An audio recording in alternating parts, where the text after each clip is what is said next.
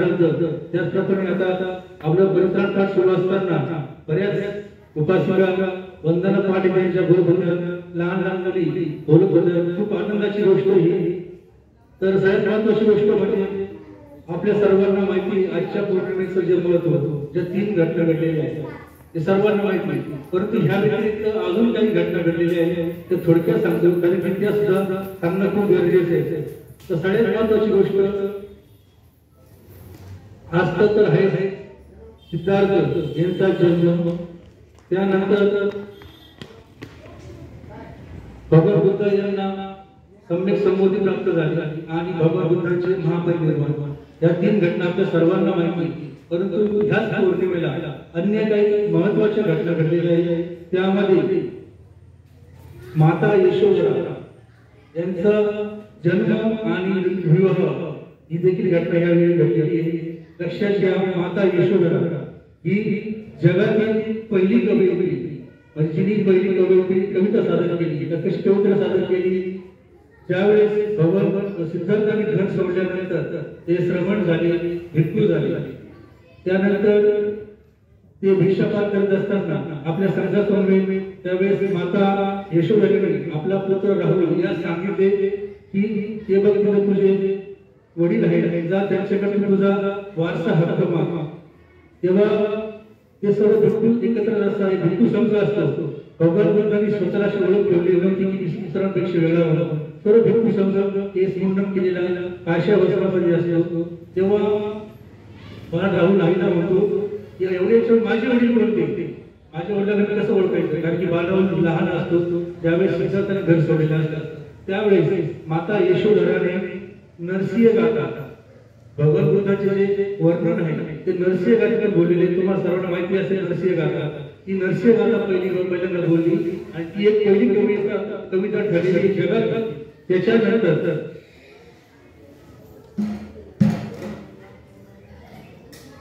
राजा शुद्धोधनाचा भाऊ म्हणजे सिद्धार्थांचे काका यांचा पुत्र व सिद्धार्थ गौतमाचा चुलत भाऊ आणि शिष्य तो भगवान बुद्धांच्या सोबत श्रेष्ठ भक्ती आनंद महास्तवी यांचा देखील जन्म आजच्या दिवशी झालेला आहे. त्याचप्रमाणे भगवान बुद्धांचा गौतमाचा जो सारथी आहे छंद नावाचा सारथी, त्यांच्या रथाचा सारथी होता छंद, त्यांचाही जन्म आजच्या दिवशी झालेला आहे. भगवान बुद्धांनी जेव्हा सिद्धार्थांना जेव्हा घर सोडलं, जेव्हा ते निघाले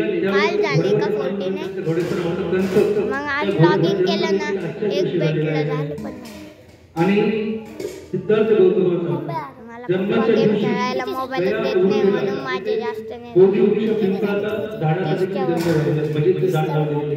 घटना घडलेली आहे. सगळी माहिती आहे आणि एक काही गोष्टी आमचे सहकारी सांगणारच आहे. पण ज्या बेसिक गोष्टी काय आहेत महत्वाच्या 2 ते मी तुम्हाला सांगणार आहे. तुम्हाला याच्यानी सांगितलेली असं काही माहिती नाही. आपण इकडं भगवान बुद्धांचं बरोबर आहे. तर तुम्हाला याच्यामध्ये काही वेगळं वाटतं का? हार घातलेला नाही. भगवान बुद्धांच्या मूर्तीवर लोकांना हार घातलेला नाही. विसरले तुम्ही का हार घालायचे? हार घालता की नाही?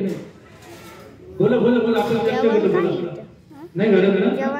भगवान बुद्धांच्या मूर्तीला म्हणा, फोटोला म्हणा, जे काही हार घालायचा नसतो लक्षात घ्या, फक्त पुष्प अर्पण करायचे असतात. तर त्याला कारण असं काहीतरी नाही, कारण आहे त्याला काहीतरी. लक्षात घ्या, ज्याप्रमाणे आपण गृहस्थ जीवनामध्ये असताना पंथशील पालन करतो, पंथशीलाचं पालन करतो, त्याप्रमाणे भिक्खू संघ जे श्रावणी जे श्रवण आहे ते अष्टशील दशशील असे पालन करत असतात. लक्षात घ्या.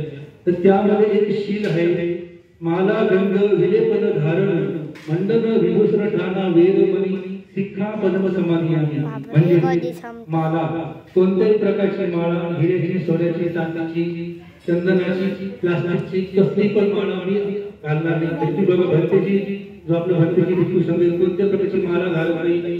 हातात अंगठी असेल वगैरे असं काहीच वाजवत. गंध कोणत्याही प्रकारे टीका लावणार नाही. म्हणजे टीका लावून म्हणजे असंच की आणि मला टीका मोठं माझं छान माझं या गेलं मला ते मला गंध विलेपन घालणार. विलेपन म्हणजे सौंदर्य ब्युटी पार्लर होतो. म्हणजे पावडर, गंध, लाली असं काही वापरणार नाही. माला गंध विलेपर धारण मंडन विभूषण ठाणा, म्हणजे कोणत्याही प्रकारचं आभूषण दागिने मी माझ्या शरीरावर चढवणार नाही, कोणत्या यापासून मी अलिप्त राहतो, अशी ही प्रतिज्ञा ग्रहण करतो. त्यामुळे आपण जर भगवंताच्या प्रतिमेला हार जर घातला तर त्याचा शीलभंग होण्यासारखं काही नाही, त्याच्यामुळे कोणत्या प्रकारचं घालायचं नाही.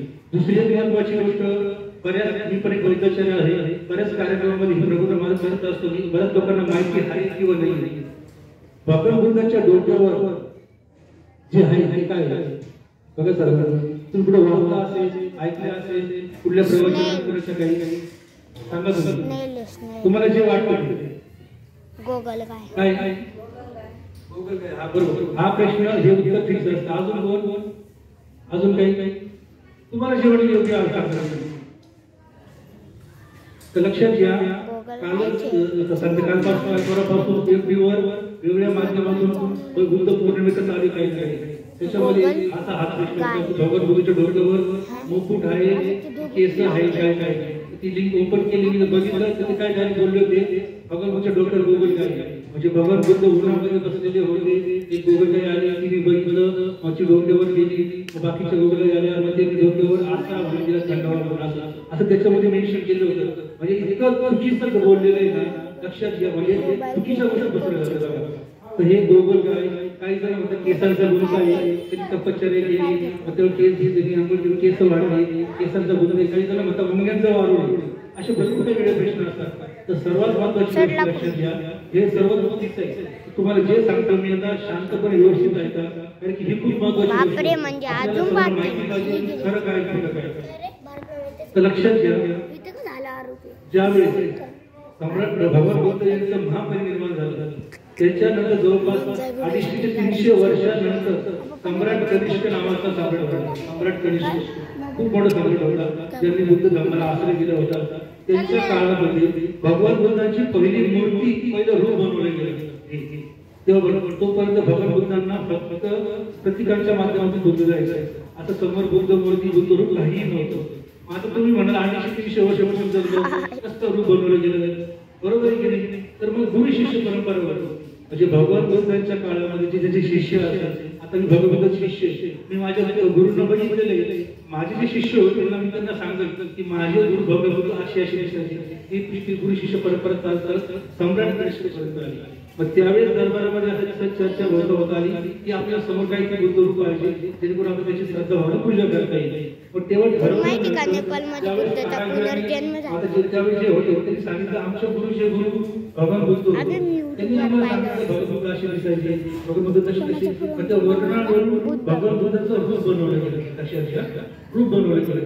तर त्यानंतर रूप बनवल्यानंतर आला शेवटी डोक्याचा जो भाग होता काय तर त्यावेळेस कारागीर जो होता आणि त्यावेळेस सम्राट ती चर्चा केली, कारण की आपलं थोडं भगवान बुद्ध जर इतरांपेक्षा वेगळे दाखवायचे भिक्खू सगळ्यापेक्षा, तर आपण केस मुंडन केलेले तर मग समजलं की कोणाची काहीतरी वेगळं दाखवायचे ना आपल्याला.